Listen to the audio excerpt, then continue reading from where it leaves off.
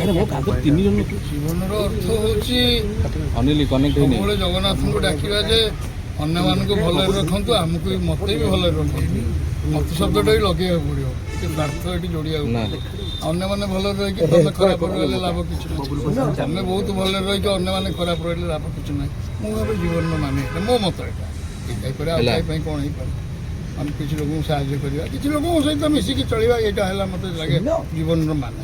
ମୁଁ ମାନେ ନୁହେଁ ଯେ ଆମେ ଆନନ୍ଦରେ ରହିବା, ଅନ୍ୟମାନେ ଆମ ସାଇଡ଼ରେ ଖାଇବାକୁ ପାଉଛୁ, ତାର ମାନେ କିଛି ମାନେ ହେଉଛି ସମସ୍ତେ କିଛି ନା କିଛି ଯେ ଯାହା ଅନୁସାରେ ଚଳିବା, ତାପରେ କି ସ୍ତରକୁ ଯିବା ଚିନ୍ତା।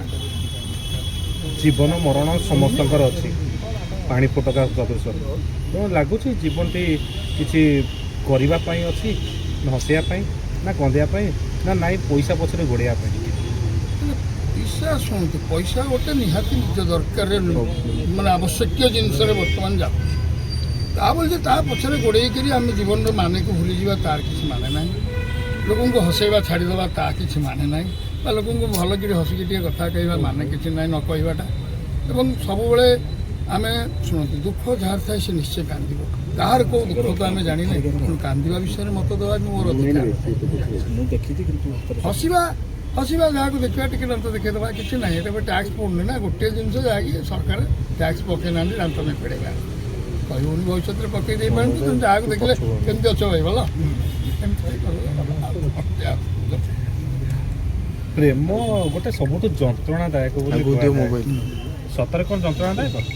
ପ୍ରେମ ମାନେ ଆପଣ ଶୁଣନ୍ତୁ, ମୋ ବେଳ କଥା କହିବି, ସେତେବେଳେ ଥିଲା ମାନୁଆଲ ପ୍ରେମ, ଏବେ ଡିଜିଟାଲ ପ୍ରେମ ହେଇଗଲା।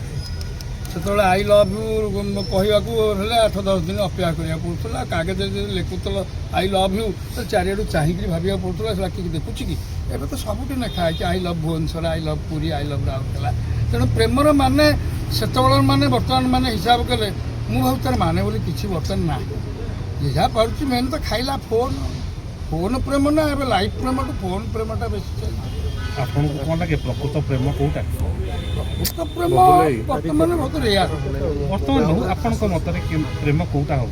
ପ୍ରେମ ହେଉଛି ରୁଚି ଛପିକି ପ୍ରେମ କଲେ ସେଇଟା ପ୍ରେମ ନା। ଫୋନ୍ରେ କଥାବାର୍ତ୍ତା ହେଇକି ନାଚି ଦେଖିକି ଅଗଚାରେ ବସିକି ସେ ପ୍ରେମର ମାନେ କ'ଣ? ଆଜି ଯେମିତି ବାହାଘର 2 ବର୍ଷ ହେଇଯାଉଛି, ତା ସେ ପ୍ରେମ କୁଆଡ଼େ ଭାଙ୍ଗି ଯାଉଛି? ଆମର ତ 40 ବର୍ଷ ଗଲାଣି ମୋ ସ୍ତ୍ରୀ ସାଙ୍ଗରେ ମୋ ବାହାଘର ଆଜି ପର୍ଯ୍ୟନ୍ତ ଷ୍ଟ୍ରଙ୍ଗ ଅଛି। ଯୁବପିଢ଼ି କ'ଣ ମେସେଜ ଦେବେ, କେମିତି ପ୍ରେମ କଲେ ତାଙ୍କ ବଣ୍ଡିଂ ଷ୍ଟ୍ରଙ୍ଗ ରହିବ? ନା, ଯୁବପିଢ଼ିକି ମୁଁ ଗୋଟିଏ ତ ମେସେଜ ଦେବି, ଆଉ ନାବାଳିକା ପ୍ରେମ କରନ୍ତୁ ନାହିଁ, କିଳା ନେବେ, ପୋସ୍କୋ କୋର୍ଟରେ ପଶିବେ। ଯଦି ପ୍ରେମ କରୁଛନ୍ତି ସାବାଳିକା ବୟସ ପଚାରିକି ଆଧାର ଦେଖିକି ପ୍ରେମ କରନ୍ତୁ, ନହେଲେ ଭାରି ଅସୁବିଧାରେ ପଡ଼ିବେ। ଆଉ ପ୍ରେମକୁ ଶସ୍ତା ବୋଲି ଭାବନ୍ତୁ। ପ୍ରେମଟା ଯେମିତି ଗୋଟେ କହନ୍ତୁ ଗୋଟେ ଭଗବାନଙ୍କର ଦାନ, ଏଇ ଟାଇପ୍ର ଜିନିଷରେ ଚାଲୁ। ଆଉ ପ୍ରେମ ଆଜି ଆକୁ ପ୍ରେମ କରିଦେବେ, କାଲି ସେଇଠି ଭଲ ଦେଖାହେଲା, ସେ ତୁମକୁ ପ୍ରେମ କରିଦେଲେ, କାଲି ସେଇଠି ଦେଲା ପ୍ରେମ କରିଦେଲେ, ବାର ଆଡ଼ିଆ ବୁଲିଲେ ମଟର ଯାଉଛି।